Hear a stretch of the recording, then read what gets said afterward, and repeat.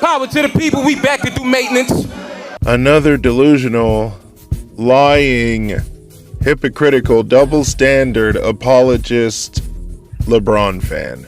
I don't want anyone to confuse Scorer Society with a LeBron James fan page. You are attacking media narrative that some of these athletes go through. And we're just talking about the media narratives from our perspective. So I don't want people to confuse this with a LeBron James fan page. Nothing but love for LeBron, but I got love for Michael Jordan as well. Yo, man, you know I don't believe you though, right? Michael Jordan was an amazing player, but he's not Michael. Let's be clear, he dominated in the 90s era. But I sit back and I look at the leading scorers of the 90s. Most were big men. So that tells me he didn't have no competition. And don't get me wrong, would Jordan kill in today's basketball? Would he kill in 2010's basketball, early 2000s basketball? Absolutely. But he wouldn't be the only killer. So that's why I gotta tilt my head at Jordan and say, what you did was great when you had nobody to compete against who was at your level. And then we make it seem like Jordan only played 6 seasons. He played 15. For the first part of his career, he couldn't get past the Celtics. He couldn't get past the Pistons. He couldn't get past the Lakers until they were old, until they was ready to leave the league. And then he looked great. Oh, that's it. That's it. I can't take it. I can't take it anymore. The leading scorers of the 90s, most were big men. Most were big men. So according to this guy, power forwards and centers were doing the majority of the scoring in the 90s. Instead of a long explanation, if these images have a bunch of highlighted names, dude's lying.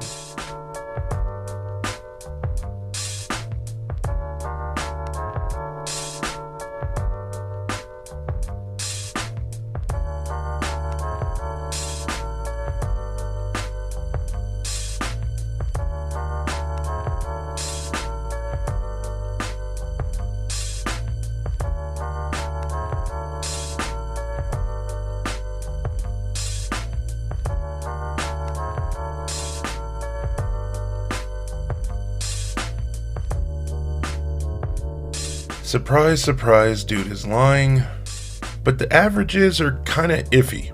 As you could see, there was like duplicates, so I had to scroll down a little further. You got some guys playing like 14 games, 6 games, yet their name is still on the list. So just to go the extra mile, the totals of the most points scored by a player in the whole entire 80s decade and the 90s decade, if you combine them, out of those 50 players, 33 of them are not a power forward or center. And don't get me wrong, would Jordan kill in today's basketball? Would he kill in 2010's basketball, early 2000s basketball? Absolutely. But he wouldn't be the only killer. Why would you act like it's a hypothetical of how Jordan would have done in the early 2000s? When he was literally out there competing with all of these other killers. Cold as the Raptors are, the Wizards are red hot. Is that because of, you know who? Well, Michael Jordan obviously is going to have a lot to do with anything the Wizards do, simply because he attracts so much attention. But look what the team has done. 5-0 in their last 5 games. They're scoring well. They're defending very well, just 83 points a game. They're shooting close to 50%. And Richard Hamilton averaging 24 points a game during that span, also getting 5 assists. But remember, everybody benefits from Jordan's presence. Jordan was killing it, but then he got injured. He continued to play through the injury, and it reduced his numbers. But he ended this season as the exact number 10 leading scorer. Now, if you want to judge Michael Jordan's inefficiency, yes, he shot 41.6%. But the leading scorer, Allen Iverson of that year, shot under 40%. That was the early 2000s. You know, you could find a lot of guys shooting under 40%.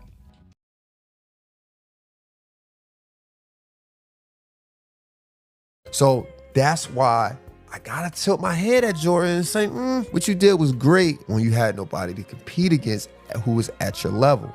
This man just said that nobody was on Jordan's level, so he had no competition. But this is him in another video saying the exact opposite in regards to Clyde the Glide. Then he played against Clyde Drexler. That was his only opponent who could actually do the things he could do. That when I say do the things he could do, I mean do the same things as Michael Jordan. When you had nobody to compete against who was at your level. Then I believe it was the Suns. I could be wrong, but I know they played the Suns in the finals. This guy kidding? Who's the top 5 scorers? Who's the top 5 scorers that year? Michael Jordan, of course, he was number 1. Larry Birds, Dominique Wilkins, Karl Malone, and I'm missing someone else, so forgive me. If you want to look it up, perfectly fine. Put it in the comments, let me know. But those were the top scorers. This is pathetic. All right, we got a lot of lying and nonsense to go, but I had to add that in there. Like, what's wrong with you, bro? You're lazy as hell. You're guessing facts. I mean, you're right at least, but you don't know, like, for a fact, or you couldn't even look it up, that the Suns played the Bulls in the 93 finals? But then, hey, y'all can look it up. You look it up. What is your laptop, a prop or something? Does it work? What are you doing? You have a laptop right there. Use it, you lazy ass. Dude, man, this dude is something else. Sorry, I had to add that because if I could be honest, this video low-key was pissing me off because there's a lot of lying and just flat-out idiocy. And I'm just going to pray to the basketball gods that you didn't call Larry Bird Larry Burks. Because you did have an S on there. In all seriousness, though, I do find that pretty telling. I just cannot take you seriously. And then I had to go look. When Larry Bird played the Bulls that year, how much did he average? 36 points. When Dominique Wilkins played against the Bulls that year, how much did he average? 37 points. I didn't look at Karl Malone because Karl Malone played a different position. But on the wings, the guys are scoring 30-something points. So then I'm like, oh, well, how's he the defensive player of the year, but they dropping 37? Well, never mind. I wasn't around to watch it, so we just say he's just guarding somebody else. You see how idiotic his takes are? All these great players, what is he supposed to do? Just shut them down? You're saying these guys are on the wing and all that, but come on, man. MJ's a 2 guard. He's going to have moments and vice versa where they're going to be guarding each other. I mean, this is just another baseless reach to diminish a player that you so-called love, but that's beside the point here, I guess. But since you're being petty, I thought I'd do the same thing. I'm only doing this because he's just too smug. I don't like the smugness. This guy's channel is too trash to be this arrogant. Me, personally, I don't believe in this whole lockdown or, you know what I mean? Like, you either play good defense or you don't. It doesn't really matter. A good offense will always beat a good defense, especially in basketball. I'm sure there's a million examples, but just one. Shaq averaged 33 against Dikembe when he had Depoy in the 0-1 finals. 39 points for Ginobili, a season high. 3:51 to go. All they can do is watch. Oh my gosh. That's just unheard of. That's incredibly effective. Oh, a foul called on Manu here. 46 points for Ginobili. Richard Jefferson has been nothing short of brilliant. Oladipo has his first 40-point game. Victor trying to catch lightning once again. He's got 42 points in the game. Ilyasova hands it off to Oladipo. He'll shoot for 3. He drills it! Right in the face of LeBron James. I am on fire. I know I'm on fire. I'm 14 for 18 from the floor, and I have 43 points.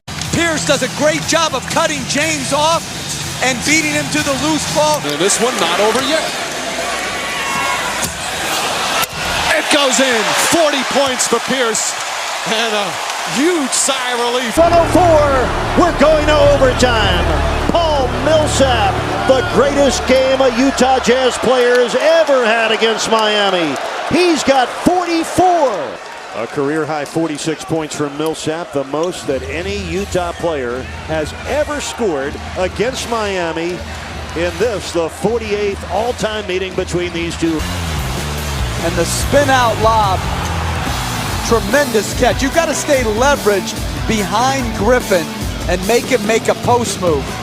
2-point game. He has been relentless tonight. 37. Their West Coast trip. And despite a marvelous performance from Griffin, they come up short.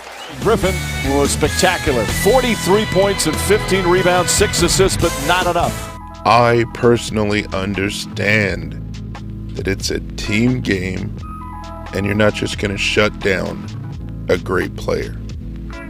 I'm just trying to show that you could apply this to damn near everybody.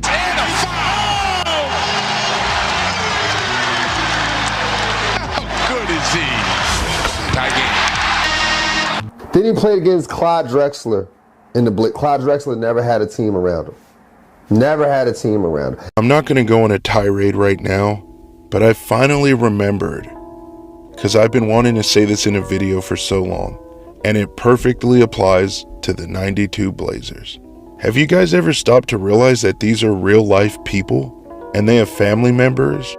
3 of the 92 Blazers are no longer with us, man. But to get into like the debate or whatever, do you guys do the same for the 1990 Pistons that beat the Blazers? Because it's basically the same squad in 1990 as well as 92, except they added Danny Ainge in 92. You know, that consummate perfect role player that helped the Celtics all those years, who was also on the 93 Suns. Look, if you don't know nor respect these opponents that Jordan had to face, that's your right. But I am old, but I'm not old enough to have watched these games live, bro. Thank God for ESPN Classics and the Time Machine YouTube. I've enjoyed the hell out of some of these games and series, man. The 92 finals is extremely entertaining for me, outside of illegal defense. I just don't understand how you guys can love this game of basketball, but you just constantly like shit on it. You can do that if you tell the truth, but this is not a truthful statement. I know it's just an opinion, but that's further from the truth. The 92 Blazers had 6 players that were at least a one-time All-Star in their career. And you could say the same for the Phoenix Suns. If you don't know nor respect those names, can you at least respect that fun fact? There's no way that's a trash team, bro. Well, Clyde is somewhat of a mirror of me in a sense. I mean, he's so versatile. He plays, offense, he plays defense. He's good with assists. He can score. So you got to respect him in all areas of basketball. I'm just going to try to contain him as much as possible. Try to force him to shoot the outside shot, as most people try to force me to shoot the outside shot, and force him to his weaker hand, which is left. And that's what people do to me. So hopefully it can work against him. When they start saying Clyde Drexler and show when he dunked the ball or anything great he did, I was attracted to the TV. It made me want to sit there and watch it. When he almost jumped from the free throw line, I think he was playing a Laker. And, both his feet up in the air. That was his signature, dunk. One hand came down the lane. He floated. When Clyde dunked, Clyde came up with both his legs. I used to always pick my legs up. I used to always say that, when I did that, I was Clyde Drexler. Clyde is 6'7". 6'7", 6'8". He had like 44-inch vertical. He was jumping out of the gym. 18-11, long pass. And then we make it seem like Jordan only played 6 seasons. He played 15. For the first part of his career, he couldn't get past the Celtics. He couldn't get past the Pistons. He couldn't get past the Lakers until they were old. Until they was ready to leave the league. And then he looked great. This would be sad if it wasn't so pathetic. I don't even want to do the whole age thing or old. I've already made like 6 videos on that. And you have the nerve to say Magic Johnson, a guy like that, was, just ready to leave the league. You're telling me a guy as competitive as Mr. Hee. Man, I came down. He just was ready to go out like that? Magic Johnson aged out. As a runner-up in MVP and in the finals, he was okay with going out like that and not getting any chance at a get-back? Let's just ignore all of the BS that he said and just focus on that. Who the hell would believe that? I guess Eazy-E just didn't want to rap anymore either. Nas and Jay-Z had no competition, because Tupac, Biggie, Big L, they just retired from rap, right? That's how stupid this sounds. You know nothing, little man. I can't have a conversation with Jordan fans, bro, because they don't want to have a real conversation. Name a time Michael Jordan played in the Eastern Conference, that 6-ring spurt, where he had to worry about 4 or 5 players averaging over 26 points a game in the Eastern Conference. Because I can name a Allen Iverson who averaged 33. I can name a LeBron James who averaged 31. A Gilbert Arenas, 29 points. A Paul Pierce, 26 points. A D Wade, 27 points. All in the same year. Name a time he played against a dynasty. I can name a LeBron James who played against a Golden State dynasty. Spurs dynasty. You can debate that the Pistons in 91 were not a dynasty. Personally, I believe they are. But the Lakers are definitely a dynasty that was ended in 91 by the Bulls. But Kareem wasn't there. Was LeBron on the 06 Heat? Then he doesn't have a dynasty either. See, the difference between the two careers is, 1, the rules has changed. 2, the people were getting challenged. We can go further up and say we can remember the Derrick Rose, the Paul Georges, the DeMar DeRozan who averaged 27 points. Michael Jordan never had to worry about that. And that's the biggest difference in the legacy. So once you start having real conversations, they just want to start copping out. They want, we can't help who he played. When AI is averaging 26 points per game, which is a weird, oddly specific number, but he never did that when LeBron was actually in the league or in the playoffs.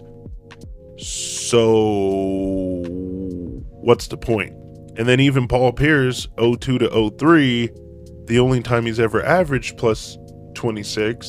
Again, LeBron's not even in the league, but Jordan was. So are you trying to make the case for Jordan? And then lastly, DeRozan. I'll give this dude some credit that maybe he got confused because DeRozan has averaged 27 in the regular season, but he's never done it in the playoffs. Yet again, his number 2 best player of all time, a player he so-called loves, has all of these negative things that he just comes up out of nowhere with. He's literally lying for LeBron and against MJ. Does that sound like a player he loves? Yeah, me neither. Remember, championships are a team success. What if you have a great team and the players get injured during your championship run? Or teams was just simply better than your team that year? Are you not the GOAT because of circumstances? So you can apply all that context for LeBron losing. But you can't do that for MJ when he averages 43 points per game but gets swept by a team that has 5 Hall of Famers when he has 0 teammate Hall of Famers? So you mean to tell me that a person who would have dominated the big men and the guards during Jordan era is number 2? But Jordan was the only player of his skill set at that time? Can somebody please remind this man that he said Clyde Drexler was basically on MJ's level? I guess he forgot saying that. I don't like to really debate the unforeseen hypotheticals, but can you please explain why LeBron would dominate the big men of the 80s or 90s? What center has LeBron ever dominated? Dwight Howard? No. Tim Duncan? Joker? No. So he's gonna dominate Hakeem? Admiral Shaq? If LeBron doesn't dominate any centers now, Why would he do it back then? But he's always number one, even though we're seeing people jump from the free throw line as a warm-up now. People who do fadeaways all the time. We just saying like, okay, he's the best forever. I know it's rude to answer a question with a question. Why don't you tell me, with all this evolution, why do you have MJ at number 2? So, for some reason, I'm getting a lot of pushback in the comments. You don't know what you're talking about. You don't know ball. I don't want anyone to confuse Scorer Society with a LeBron James fan page. So make sure when you understand what Scorer Society represents, it represents the underdog story. It represents having an elite mindset, overcoming challenge. We want to motivate and inspire. We are attacking media narrative that some of these athletes go through. And we're just talking about the media narrative from our perspective. So I don't want people to confuse this with the LeBron James fan page. Nothing but love for LeBron, but I got love for Michael Jordan as well. If you're gonna start with this fake ass, I'm so fair, let's kill all these bad narratives, don't do the fake objectivity. Be proud of your LeBron sexuality. Stop being LeBron curious. Stop hiding in the closet. Burst out of the closet. You're gonna be stupid. Don't be half-ass stupid. Be all the way stupid. How are we gonna not confuse you with a LeBron sexual when you've literally combined all of the bad narratives said against Michael Jordan, but then you also made up your own? I don't care who you think the GOAT is. I care. When you have to lie to make your case.